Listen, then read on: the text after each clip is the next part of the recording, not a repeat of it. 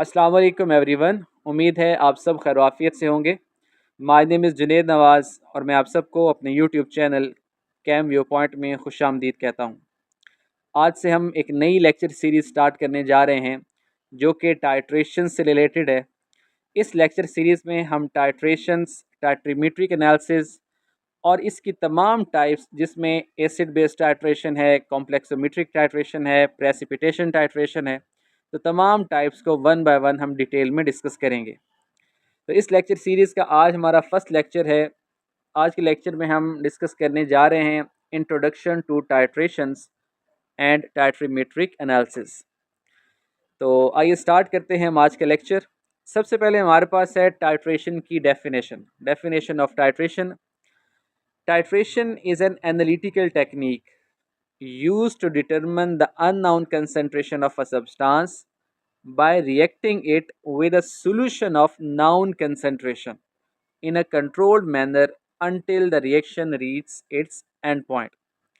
अब उसमें होता क्या है कि टाइट्रेशन क्या है? बेसिकली एक एनालिटिकल टेक्निक है जिसको यूज़ करके हम एनालाइट की कंसंट्रेशन को डिटरमिन करते हैं। और किस तरह डिटरमिन करते हैं कि उस एनालाइट को हम रिएक्ट करवाते हैं एक ऐसे सॉल्यूशन के साथ कि जिसकी कंसंट्रेशन जो है मालूम होती है। ठीक है। सो नाउन कंसंट्रेशन के सॉल्यूशन को यूज़ करके एनालाइट की अननाउन कंसंट्रेशन को डिटरमिन करना, ये बेसिक मकसद है टाइट्रेशन का। ठीक है। और इसमें क्या होता है कि जो एनालाइट है वो टाइट्रेंट के साथ रिएक्ट करता है यहाँ तक कि उसका एंड पॉइंट आ जाता है। ठीक है। अब टाइट्रेशन के बेसिक की फीचर्स क्या होते हैं कि टाइट्रेशन जो है it involves a measured volume of titrant added from a burette. अब इसमें हमने क्या करना होता है कि वो सॉल्यूशन की जिसकी कंसंट्रेशन हमें मालूम है उसको हम ब्यूरेट के थ्रू जो है ऐड करते हैं। ठीक है। It involves a measured volume, तो ब्यूरेट के थ्रू हम ऐड करेंगे तो उसका हम वॉल्यूम मेजर करते हैं।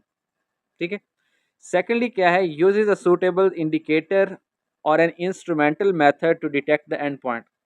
एंड पॉइंट को डिटेक्ट करने के लिए हमें किसी चीज़ की ज़रूरत होती है, किसी इंडिकेटर की ज़रूरत होती है। तो सूटेबल इंडिकेटर को यूज़ किया जाता है ताकि हमें एंड पॉइंट का पता चल सके। इसके अलावा can be manual and automated. Titration जो है वो मैनुअली भी की जाती है और ये ऑटोमेटेड भी होती है। ठीक है। तो ये टाइट्रेशन जो है ये एक एनालिटिकल टेक्निक है। अब इसमें फॉर एग्ज़ाम्पल हम क्या करना चाह रहे हैं, हम हाइड्रोक्लोरिक एसिड की कंसंट्रेशन को डिटरमिन करते हैं किस तरह, सोडियम हाइड्रोक्साइड को यूज़ करके। और सोडियम हाइड्रोक्साइड की हमारे पास जो मोलैरिटी है वो मालूम होती है। सो हम सोडियम हाइड्रोक्साइड को यूज़ कर रहे हैं एज अ टाइट्रेंट और हमारा मकसद क्या है कि हाइड्रोक्लोरिक एसिड जो है उसकी कंसंट्रेशन को डिटरमिन करना। ठीक है। So this is an example of acid based titration. ठीक हो गया। अब हम डिस्कस करते हैं कि एनालिटिकल केमिस्ट्री में टाइट्रेशन जो है इसका क्या पर्पज़ है। ठीक है। What is the purpose of a titration in analytical chemistry. अभी सबसे पहला पॉइंट जो है that is quantitative analysis. Titration के ज़रिए क्या होता है, it helps to find the exact amount of an analyte in a sample. ठीक है। किसी भी सैंपल में जो एनालाइट है उसकी कंसंट्रेशन को, एग्जैक्ट अमाउंट को डिटरमिन करना, फाइंड करना। ठीक है। किसके ज़रिए कर सकते हैं, टाइट्रेशन के ज़रिए। इसके अलावा क्वालिटी कंट्रोल में इसका बहुत इंपॉर्टेंट रोल है। क्वालिटी कंट्रोल में किस तरह है कि it ensures that product meet required standard. जो प्रोडक्ट है वो स्टैंडर्ड है या नहीं है, ठीक है, उसको इंश्योर करने के लिए हम क्या करते हैं, टाइट्रेशंस के ज़रिए ये इंश्योर कर सकते हैं कि प्रोडक्ट ने जो रिक्वायर्ड स्टैंडर्ड है उसको मीट किया है या नहीं किया। ठीक हो गया। इसके अलावा स्टैंडर्डाइजेशन, टाइट्रेशंस को हम यूज़ करते हैं डिफरेंट सॉल्यूशन को प्रिपेयर करने और उनको स्टैंडर्डाइज करने के लिए, जो कि लेबॉरेटरी में यूज़ किए जाते हैं। तो इस मकसद के लिए भी हमें टाइट्रेशन करनी पड़ती है। उसके बाद रिसर्च एंड डेवलपमेंट, तो helps in studying research stoichiometry and kinetics.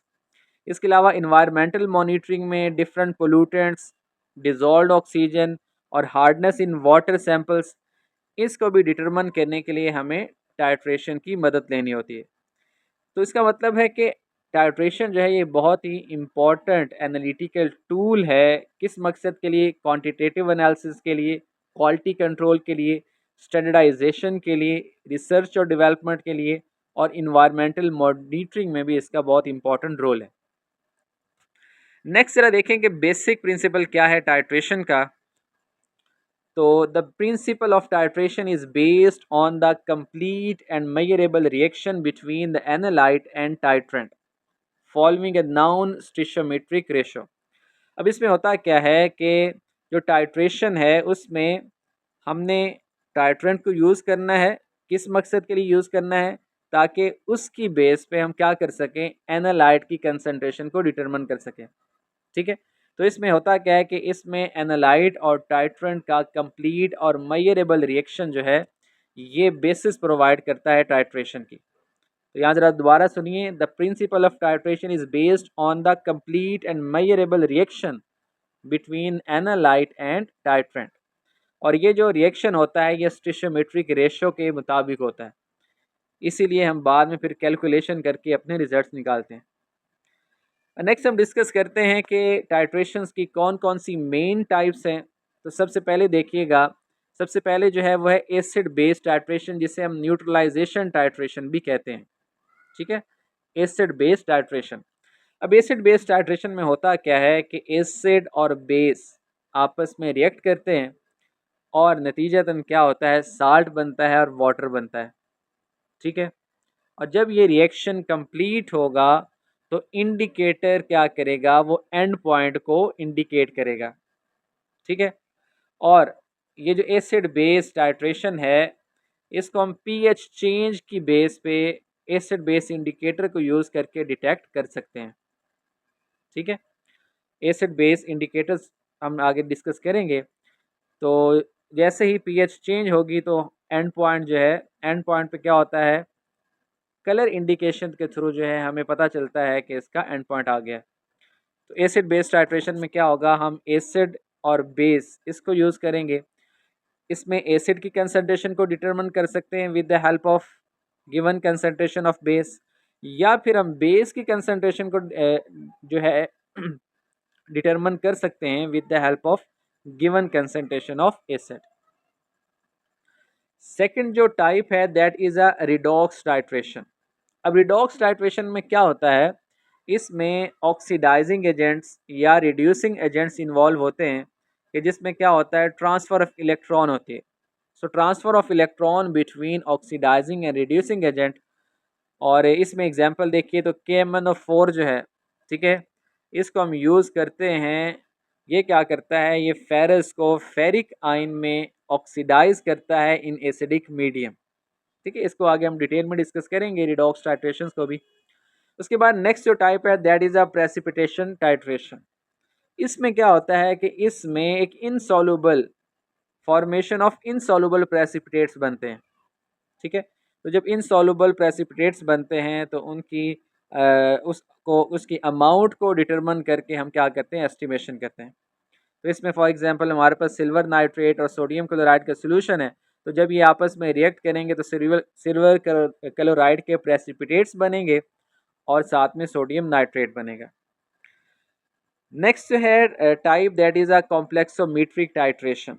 अब कॉम्प्लेक्सोमीट्रिक टाइट्रेशन में क्या होता है, इसमें इसका जो प्रिंसिपल है based on formation of stable complexes between metal ions and ligands. अब इसमें होता क्या है कि मेटल आइन और लीगेंड के दरमियान एक स्टेबल कॉम्प्लेक्स बनता है। ठीक है, जो कि कॉम्प्लेक्सोमीट्रिक टाइट्रेशन के का जो प्रिंसिपल है वो इस पे बेस्ड है। अब इसमें हम क्या करते हैं, इसमें ज़रा एग्जांपल देखिएगा, EDTA forming a complex with calcium ions in water hardness determination.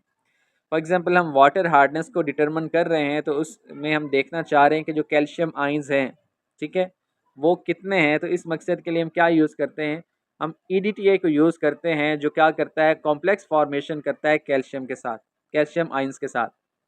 तो ये हमारे पास बेसिक जो हैं टाइप्स हैं, जिसमें एसिड बेस्ड टाइट्रेशन है, रिडॉक्स टाइट्रेशन है, प्रेसिपिटेशन टाइट्रेशन है, कॉम्प्लेक्सोमीट्रिक टाइट्रेशन है। अब यहाँ तक जो आपको पता होना चाहिए वो ये है कि इन स्पेसिफिक टाइट्रेशन में बेसिक प्रिंसिपल क्या है। ठीक है, एसिड बेस्ड टाइट्रेशन है तो उसमें जो है रिएक्टिंग स्पीशीज़ कौन सी हैं। रिडॉक्स टाइट्रेशन किस पे बेस्ड होता है। प्रेसिपिटेशन टाइट्रेशन में एक्चुअली क्या होता है, प्रेसिपिटेट्स बनते हैं। कॉम्प्लेक्सोमेट्रिक टाइट्रेशन में क्या होता है कि उसमें स्टेबल कॉम्प्लेक्स बनता है, ठीक है, between metal ions and ligand. तो ये यहाँ तक आपको ये बेसिक इन्फॉर्मेशन जो है याद होनी चाहिए।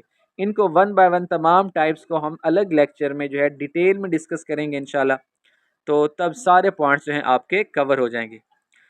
अब नेक्स्ट हम डिस्कस करते हैं कि जो टाइट्रेशन टेक्निक्स हैं इसकी हिस्ट्री जो है, ठीक है, हिस्ट्री इसमें क्या क्या चीज़ें हैं। तो हिस्ट्री ऑफ टाइट्रेशन टेक्निक देखिएगा, सबसे पहले जी लेट 18th सेंचुरी यानी 18वीं सदी के एंड पे क्या था, फ्रेंच केमिस्ट थे जिनका नाम था Jean Baptiste Dumas and other began systematic volumetric analysis. सबसे पहले इन्होंने क्या किया था, वॉल्यूमेट्रिक एनालिसिस को स्टार्ट किया था। उसके बाद 19th सेंचुरी में फ्रेडरिक मोहर improved burette design and developed मोहर मेथड। ठीक है, फ्रेडरिक मोहर ने क्या किया था, इसने मोहर डिज़ाइन को इम्प्रूव किया था और मोहर मेथड डेवलप किया था जो कि प्रेसिपिटेशन टाइट्रेशन से रिलेटेड है। इसके अलावा Gay Lussac develop methods for halide determination. Halide जो है हेलोजेंस, उनकी डिटर्मिनेशन के लिए गे लुजाक ने मेथड डेवलप किया था। और इसके अलावा कार्ल फिशर जो है, इसने कार्ल फिशर टाइट्रेशन इंट्रोड्यूस करवाई थी for moisture analysis. Moisture analysis के लिए ये टाइट्रेशन स्पेसिफिक थी। उसके बाद 20वीं और 21वीं सदी में क्या हुआ कि इंस्ट्रूमेंटल टाइट्रेशन डेवलपमेंट हुई जिसमें पोटेंशियोमेट्रिक और कंडक्टोमेट्रिक टाइट्रेशंस हैं। इसके अलावा ऑटोमेशन और कंप्यूटर बेस्ड टाइट्रेशन जो हैं, मज़ीद ये नई टेक्निक्स हैं जो कि इंट्रोड्यूस हुई हैं और इसमें जो रिज़ल्ट्स होते हैं वो हायर प्रिसीजन वाले होते हैं, ठीक है, यानी बेस्ट रिज़ल्ट्स होते हैं। तो ये वक्त के साथ साथ जो है इसमें इम्प्रूवमेंट आई है और अब जो है ऑटोमेटेड और कंप्यूटर बेस्ड टाइट्रेशन सिस्टम्स हैं। इसकी इंपॉर्टेंस ज़रा देखिएगा, importance of titration different fields में। तो अगर हम बात करें लेबॉर्ट्री में, तो लेबॉर्ट्री में सॉल्यूशन को स्टैंडर्डाइज करने के लिए, प्रैक्टिकल एक्सपेरिमेंट्स को परफॉर्म करने के लिए फॉर एजुकेशन पर्पस, और डिटर्मिनिंग अननाउन सैंपल कंसंट्रेशन, हमारे पास अननाउन सैंपल है उसकी कंसंट्रेशन को डिटरमिन करने के लिए हम टाइट्रेशन करते हैं। इंडस्ट्री की बात करें तो फार्मास्यूटिकल इंडस्ट्री में एसे ऑफ ड्रग्स के लिए, फूड इंडस्ट्री में डिफरेंट जो हमारी फूड आइटम्स हैं उनकी एसिडिटी, साल्ट कंटेंट, प्रिजर्वेटिव्स को डिटरमिन करने के लिए। इसके अलावा पेट्रोकेमिकल इंडस्ट्री जो है उसमें सल्फ़र कंटेंट और फ्यूल क्वालिटी को डिटरमिन करने के लिए, और टेक्सटाइल इंडस्ट्री में डाई कंसंट्रेशन एनालिसिस के लिए टाइट्रेशन जो है बहुत इंपॉर्टेंट रोल प्ले करती है। इसी तरह मेडिसिन की बात करें तो ब्लड ग्लूकोज, कोलेस्ट्रॉल लेवल की डिटर्मिनेशन के लिए ट्राइट्रीमेट्रिक मेथड्स होते हैं, ठीक है, इनडायरेक्ट मेथड्स होते हैं। इसके अलावा assay of active ingredients in formulation, different जो ड्रग फार्मूलेशन होती हैं उनमें जो इंग्रेडिएंट्स हैं, एक्टिव इंग्रेडिएंट्स, ठीक है, उनकी डिटर्मिनेशन के लिए भी ये टाइट्रेशन की जाती है। इसके अलावा रिसर्च की बात करें तो रिएक्शन मैकेनिज़्म को स्टडी करने के लिए, इक्विलिब्रियम कांस्टेंट को डिटरमिन करने के लिए, और डिफरेंट जो इंडस्ट्रियल प्रोसेस हैं उनको मॉनिटर करने के लिए जो है टाइट्रेशंस रोल प्ले करती हैं। तो टाइट्रेशन जो है ये बहुत ही इंपॉर्टेंट एनालिटिकल टूल है, ठीक है, जिसका लेबॉर्ट्री में, इंडस्ट्री में, मेडिसिन में और रिसर्च फील्ड में बहुत इम्पॉर्टेंट रोल है। अब लास्ट पे हम डिस्कस करते हैं कि टाइट्रेशन से रिलेटेड कुछ इंपॉर्टेंट टर्मिनोलॉजीज़ हैं, ठीक है, इन टर्म्स को हम बार बार यूज़ करेंगे अपने लेक्चर्स में, तो ये टर्मिनोलॉजीज़ का आपको पता होना चाहिए। अक्सर इंटरव्यू में भी ये क्वेश्चंस पूछे जाते हैं। अब सबसे पहला जो है that is a titrant. Titrant किसे कहते हैं? टाइट्रेंट बेसिकली क्या है, the solution of known concentration used to react with the analyte placed in the burette. Titrant क्या है, ये वो सॉल्यूशन है कि जिसकी कंसंट्रेशन हमें मालूम होती है और इसको हम यूज़ करते हैं एनालाइट के साथ रिएक्ट करने के लिए, और इसको ब्यूरेट में यूज़ किया जाता है, ब्यूरेट में लिया जाता है, ठीक है, ताकि इसकी रीडिंग ली जा सके, वॉल्यूम कैलकुलेट किया जाए। अब for example acid based titration है HCl और NaOH के दरमियान, हम NaOH को जो है एज अ टाइट्रेंट लेते हैं, ठीक है, for the determination of concentration of HCl। उसके बाद नेक्स्ट हमारे पास है जी एनालाइट। एनालाइट क्या है? एनालाइट होता है the unknown concentration solution being analysed. यानी ये वो सॉल्यूशन है कि जिसकी कंसंट्रेशन को हमने डिटरमिन करना है, इसकी कंसंट्रेशन अननोन है, इसको हमने एनालाइज करना है। ठीक है, तो जो सॉल्यूशन या जो सब्सटेंस अंडर स्टडी होता है उसे हम एनालाइट कहते हैं। ठीक है, अब जैसे कि एसिड बेस्ड टाइट्रेशन हमने अभी एग्जांपल ली थी HCl और NaOH की, तो NaOH को हम एज अ टाइट्रेंट ले रहे हैं और हमने एस्टिमेशन करनी है, कंसंट्रेशन डिटरमिन करनी है HCl की, तो HCl क्या होगा? That will be analyte. Next जो है that is a standard solutions. अब स्टैंडर्ड सॉल्यूशन बारहा पूछा जाता है, क्या होता है? अब ये याद रखिएगा, स्टैंडर्ड सॉल्यूशन एक ऐसा सॉल्यूशन है कि जिसकी कंसंट्रेशन मालूम होती है। ठीक है, अ standard solution has a precisely noun concentration, कि जिसके कंसंट्रेशन क्या हो? मालूम हो। ठीक है, अब ये मोलर सॉल्यूशन भी हो सकता है, कोई मोलल सॉल्यूशन भी हो सकता है, परसेंटेज सॉल्यूशन भी हो सकता है। ठीक है, एनी वन, कोई भी कि जिसकी कंसंट्रेशन हमें मालूम हो उसे हम क्या कहते हैं? स्टैंडर्ड सॉल्यूशन कहते हैं। ठीक है, अब यहाँ जरा देखिएगा, नेक्स्ट एक आती है टर्म प्राइमरी स्टैंडर्ड सॉल्यूशन और सेकेंडरी स्टैंडर्ड सॉल्यूशन। इन दोनों में क्या डिफरेंस है, अक्सर ये भी पूछा जाता है। तो यहाँ जरा देखिएगा, प्राइमरी स्टैंडर्ड जो है ये highly pure, stable, non hygroscopic, high molar mass वाला सॉल्यूशन होता है। ठीक है, can be weighed accurately to prepare a standard solution. यानी स्टैंडर्ड सॉल्यूशन को प्रिपेयर करने के लिए इसको हम एक्यूरेटली वेड कर सकें, ये हाईली प्योर हो, स्टेबल हो और नॉन हाइग्रोस्कोपिक हो, यानी कि मॉइस्चर को ऑब्जॉर्व ना करता हो। ठीक है, तो ये से हम क्या कहते हैं? प्राइमरी स्टैंडर्ड कहते हैं। तो प्राइमरी स्टैंडर्ड को यूज़ किया जाता है स्टैंडर्ड सॉल्यूशन को बनाने के लिए। अब एग्जांपल देखिएगा, जैसे कि सोडियम कार्बोनेट है एसिड बेस्ड टाइट्रेशंस में, पोटाशियम डाइक्रोमेट जो है, इसी तरह EDTA, potassium dichromate redox titrations में, और EDTA जो है ये कॉम्प्लेक्सोमेट्रिक टाइट्रेशंस में। So they are primary standard. Primary standard की जो कंसंट्रेशन है वो वक्त के साथ जो है चेंज नहीं होती। ठीक है, ये हाईली प्योर होते हैं और स्टेबल होते हैं। नेक्स्ट है that is a secondary standard. अब सेकेंडरी स्टैंडर्ड क्या होता है? Concentration determined bye standardising against a primary standard.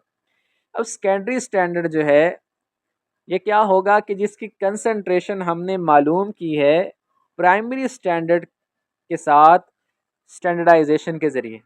यानी प्राइमरी स्टैंडर्ड को यूज़ करते हुए हमने किसी सॉल्यूशन की कंसंट्रेशन को डिटरमिन किया है, तो वो जो कंसंट्रेशन होगी कि जिसको हमने डिटरमिन किया by standardising against a primary standard, तो वो सेकेंडरी स्टैंडर्ड कहलाता है। ठीक है, अभी ज़रा देखिएगा डिफरेंस में, तो सेकेंडरी स्टैंडर्ड जो है ये लेस प्योर होता है, लेस स्टेबल होता है, and it may absorb moisture और कार्बन डाइऑक्साइड। ये मॉइस्चर को भी एब्जॉर्ब कर सकता है, कार्बन डाइऑक्साइड को भी एब्जॉर्ब कर सकता है। तो होगा क्या कि इसकी कंसंट्रेशन वक्त के साथ जो है वो चेंज हो जाएगी। तो इसमें HCl है, NaOH है, KMnO4 है। So they are the examples of secondary standard. ठीक हो गया। अब नेक्स्ट जरा देखिए, नेक्स्ट पॉइंट है दैट इज इक्विवेलेंस पॉइंट। अब इक्विवेलेंस पॉइंट किसे कहते हैं? इक्विवेलेंस पॉइंट जो है ये बेसिकली वो थ्योरेटिकल पॉइंट है कि जिसमें स्टिशियोमेट्रिक अमाउंट में, एग्जैक्ट स्टिशियोमेट्रिक अमाउंट में टाइट्रेंट रिएक्ट करता है एनालाइट के साथ, कंप्लीटली रिएक्ट करता है। इसको ज़रा देखिएगा, theoretically point where the exact stoichiometric amount of titrant has been added to react with the analyte completely. ठीक है, यानी फॉर एग्जांपल हम एसिड और बेस के साथ की टाइट्रेशन कर रहे हैं, हमारे पास HCl है 1 मोलर और NaOH भी है 1 मोलर। इन दोनों की एग्जैक्ट अमाउंट जब क्या होगी, केमिकली कंबाइन होगी, तो जिस पॉइंट पे इनका रिएक्शन कंप्लीट होता है उसे हम कहते हैं इक्विवेलेंस पॉइंट। ठीक है, यानी स्टिशियोमेट्रिक अमाउंट जो है, एग्जैक्ट स्टिशियोमेट्रिक अमाउंट जिस पॉइंट पे एक दूसरे के साथ रिएक्ट कर चुकी होती हैं, कर जाती हैं। ठीक है, तो उसको हम कहते हैं इक्विवेलेंस पॉइंट। उसके बाद दूसरा होता है एंड पॉइंट। एंड पॉइंट क्या होता है? एंड पॉइंट ये एक्सपेरिमेंटल पॉइंट है कि जब इंडिकेटर क्या करता है, अपना कलर चेंज करता है। ठीक है, और इंस्ट्रूमेंट क्या करता है, वो डिटेक्ट करता है कंप्लीशन ऑफ रिएक्शन को। ठीक है, अब ये ज़रा देखिएगा, इन दोनों में थोड़ा डिफरेंस है कि जब एग्जैक्ट अमाउंट रिएक्टेंट्स की एग्जैक्ट अमाउंट आपस में रिएक्ट करती हैं तो वो इक्विवेलेंस पॉइंट है। ठीक है, लेकिन जब हमें पता चलता है चेंज का, जो कि इंडिकेटर चेंज से हमें पता चलेगा एक्सपेरिमेंटली, तो वो जो पॉइंट है उसे हम क्या कहते हैं, एंड पॉइंट कहते हैं। ठीक है, तो जिस पॉइंट पे इंडिकेटर अपना कलर चेंज करेगा, इसको हम क्या समझेंगे कि हमारे पास क्या हुआ है, एंड पॉइंट आ गया। तो experimentally point where an indicator changes colour और an instrument detects completion, this is called end point. और एंड पॉइंट जो है, it should be as close as possible to the equivalence point. Equivalence point के जितना close होगा and point, titration जो है उतनी क्या होगी, प्रिसाइज होगी। नेक्स्ट जो है that is the indicator. Indicator क्या होता है, इंडिकेटर ऐसे सब्सटेंसेस होते हैं, ठीक है, जो एट और नियर द एंड पॉइंट क्या करते हैं, अपने कलर को चेंज कर लेते हैं और उसकी बेस पे हम क्या करते हैं, एंड पॉइंट को डिटेक्ट कर लेते हैं। और इंडिकेटर जो है, चॉइस ऑफ इंडिकेटर जो है, ये डिपेंड करती है पीएच चेंज पे और रिएक्शन टाइप पे। अब एसिड बेस के टाइट्रेशन के और इंडिकेटर्स हैं, इसी तरह बाकी टाइट्रेशंस के और इंडिकेटर हैं। तो indicator change colour due to change in molecular structure caused by pH, oxidation state और एडजॉर्प्शन। अब होता क्या है कि इंडिकेटर किस तरह हमें एंड पॉइंट को डिटेक्ट करने में हेल्प करता है कि एंड पॉइंट पे क्या होता है, ये अपना कलर चेंज कर लेता है। किस वजह से, इसके मॉलिक्यूलर स्ट्रक्चर में चेंजेस आती हैं। ठीक है, पीएच चेंज होने से, ऑक्सीडेशन स्टेट के चेंज होने से, एडजॉर्प्शन की वजह से क्या होता है कि इसका मॉलिक्यूलर स्ट्रक्चर चेंज होगा। मॉलिक्यूलर स्ट्रक्चर चेंज होगा तो इसका कलर भी क्या हो जाएगा, चेंज होगा।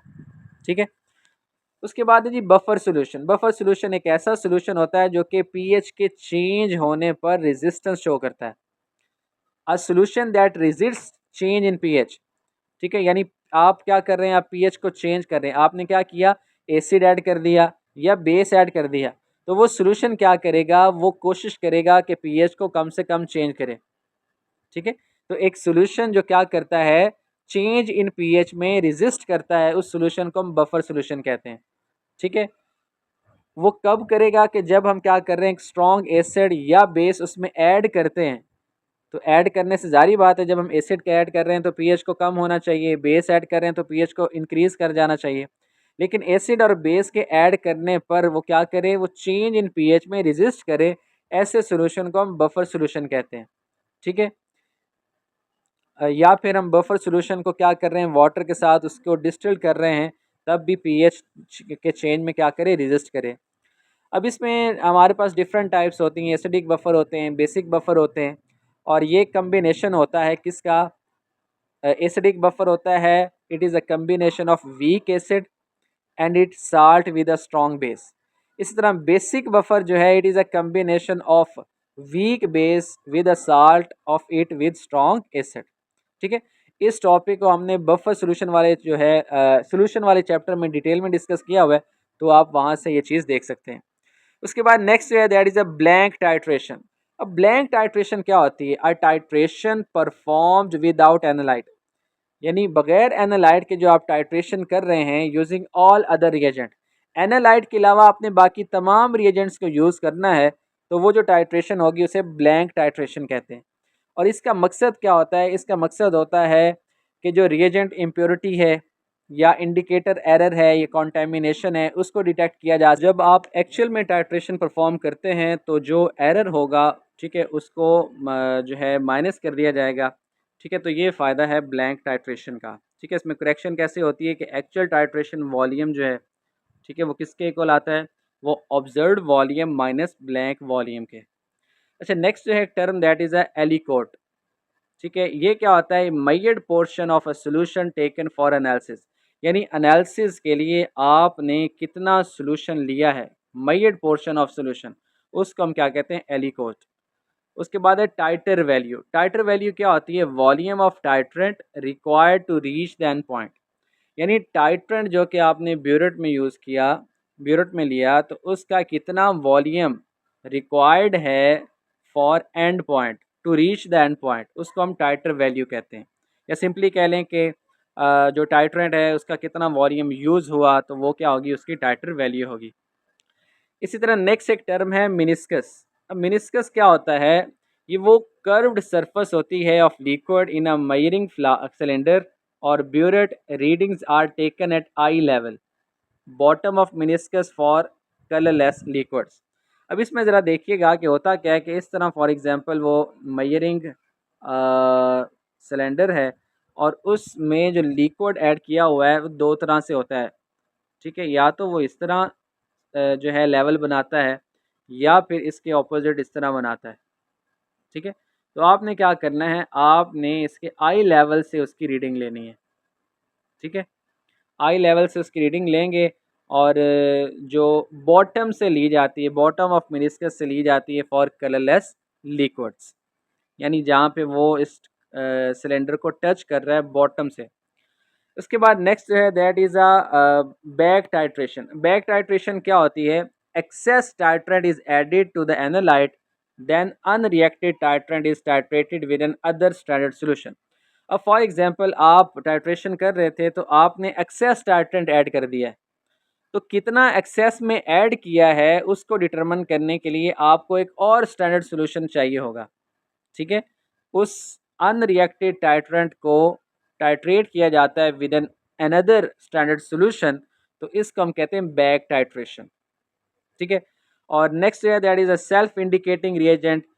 कुछ टाइट्रेंट जो है इट सेल्फ कलर चेंज करते हैं एट द एंड पॉइंट, जैसा कि KMnO4 है, ठीक है। रिडॉक्स टाइट्रेशन में KMnO4 यूज़ होता है एज अ सेल्फ इंडिकेटर, ये एंड पॉइंट पे खुद ही अपना कलर चेंज कर लेता है। उसके बाद है मास्किंग एजेंट। मास्किंग एजेंट एक ऐसा रिएजेंट है that binds to certain ion, जो कुछ आयन के साथ बाइंड होगा to prevent interference during titration, ठीक है। यानी मास्किंग एजेंट क्या करता है, ये खुद को आयन के साथ बाइंड करता है और इसका मकसद क्या होता है, इंटरफेरेंस से बचाव करना, to prevent interference during titration, ठीक है। और ये आमतौर पे EDTA टाइट्रेशन में मास्किंग एजेंट्स को यूज़ किया जाता है। और लास्ट पे है डी मास्किंग एजेंट, तो ये इसका रिवर्स है, रिवर्सेस मास्किंग सो द आइन कैन बी टाइट्रेटेड, ठीक है। होगा क्या कि मास्किंग एजेंट जो है वो आइन के साथ बाइंड होगा, तो उसको अनबाइंड करने के लिए डी मास्किंग एजेंट चाहिए होता है, ताकि हम फिर क्या कर सकें, उसको आइन को अनबाइंड करके उसको टाइट्रेट कर सकें। तो ये आज का हमारा लेक्चर जो था बेसिकली ये इंट्रोडक्शन टू टाइट्रेशन, और इसमें हमने कुछ बेसिक टर्मिनोलॉजीज डिस्कस की हैं, ठीक है, जो कि टाइट्रेशन से रिलेटेड इम्पॉर्टेंट थी, इम्पॉर्टेंट टर्मिनोलॉजीज़। तो होपफुली इस लेक्चर को आपको समझ आई होगी।